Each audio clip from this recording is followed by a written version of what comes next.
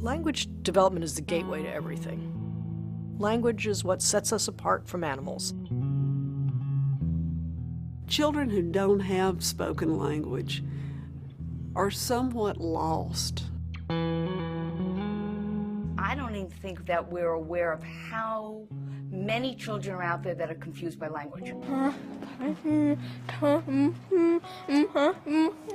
If we are able to provide a system where language begins to make sense to them, we have opened up a world of not only learning, but a way to give these kids a life.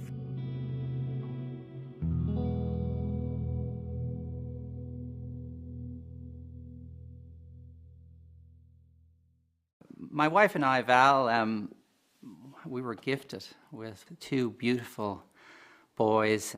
They were great little boys, you know, and one was darker haired and Connor with his blonde hair and blue eyes.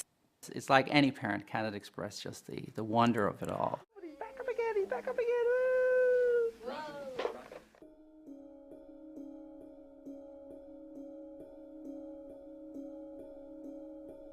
There was, I suppose, a final battery of testing done, and the woman said to me, look, your children are very severely disabled. And she said that there really isn't any hope, and one day you're going to have to drop them to an institution and drive away. It was like suddenly your whole world changed in a moment, and it was never the same again.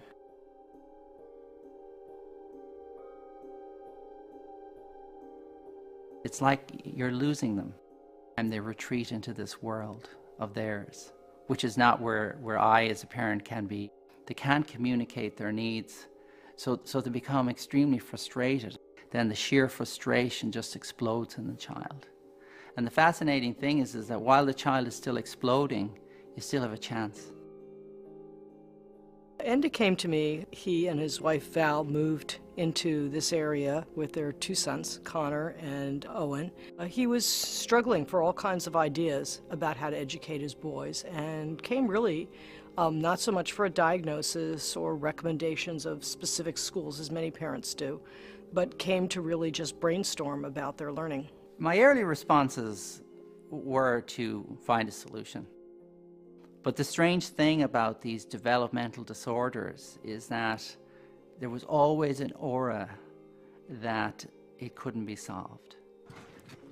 So if there was going to be anything like the progress that Enda and Val were hoping for the boys, they were going to have to acquire some sort of language in order to be able to connect with the world around them.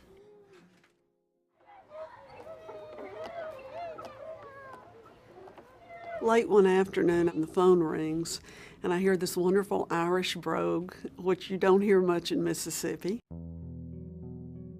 Enda told me about his children and about their search for help.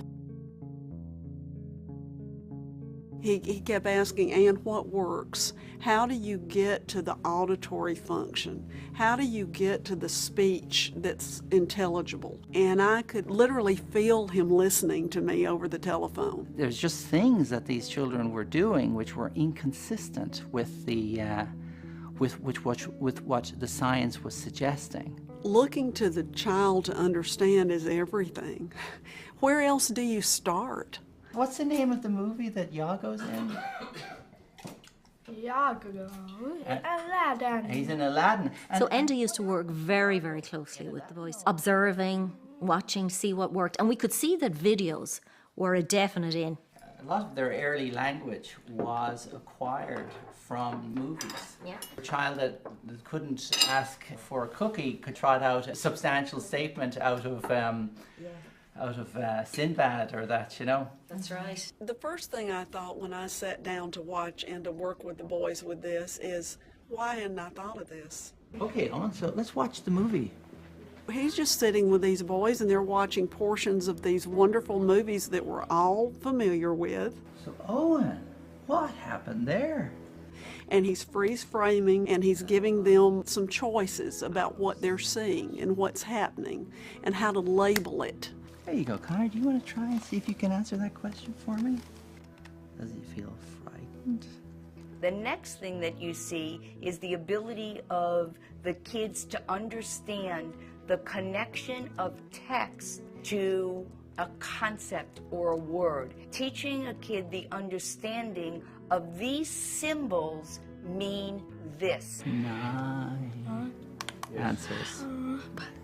That's right, that's happy. Good boy. It was a wonderful moment when I watched him go, oh, that's what this is. So, Connor, what time is it? Connor was able to create a prototype for himself by looking at many different Google images. He taught Connor how to use Google, how to bring up from 5 to 15 pictures of what those symbols meant. They could use it all the time to check, does the screen that I'm looking at and the Google images that I'm looking at match? And that's what language is about, is forming those abstract concepts.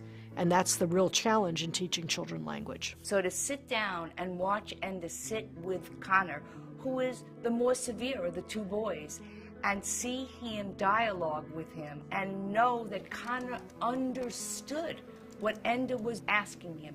He understood how to answer. He understood that Enda understood the answer. With Connor, when I started working with him only 3 years ago, he was so detached from the world that he couldn't look at anyone. He couldn't even look at his father. Suddenly I had a child here that was playing with Dad. These are the events that for all of us, you just take for granted. But when you have a special needs child, parents may never see that. And I cannot express to you how grateful I am to have had that returned to me. All I kept thinking of was all the hundreds and thousands of kids out there that have any language disorder and the benefit. I remember thinking that I would like to get into Dodd down to Mississippi to talk to my staff. And I don't think that about a lot of parents. But it was like, here's a man who has moved into an understanding of the whole picture.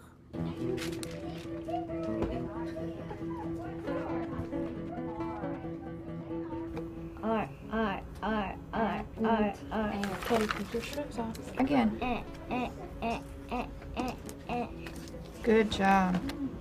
Magnolia is a specialized school for children with low language levels.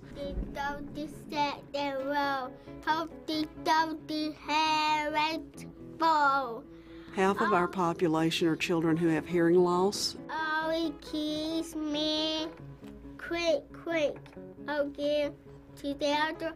Okay. Wow. And the other half are children with various neurological dysfunction. And our job is to give them spoken language. When you look at Wendy, how do you know she's happy? Because she's not Wendy, she's Jane. Oh, you know that's right. That is Jane. That's Wendy's daughter. She has septo-optic dysplasia, which means that the corpus callosum that separates the lobes of the brain is completely missing.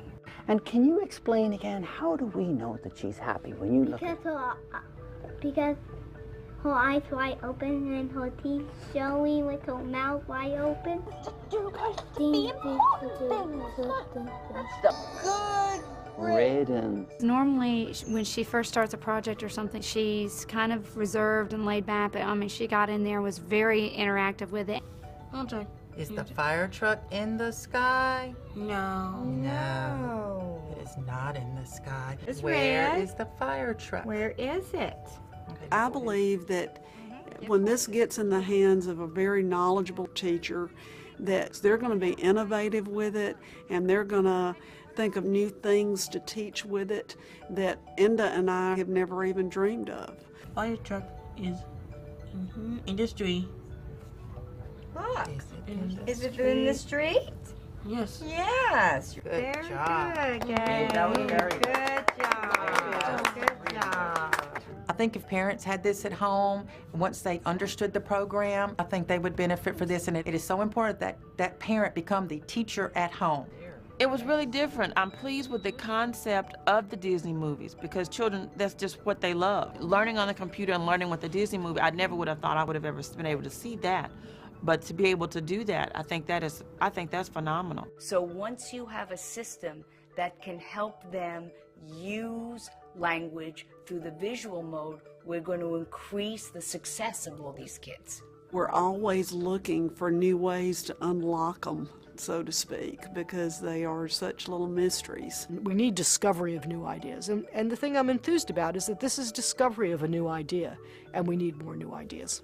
I feel an enormous responsibility to get this message out, to engage the people that will help me bring this forward so that these children can have this life.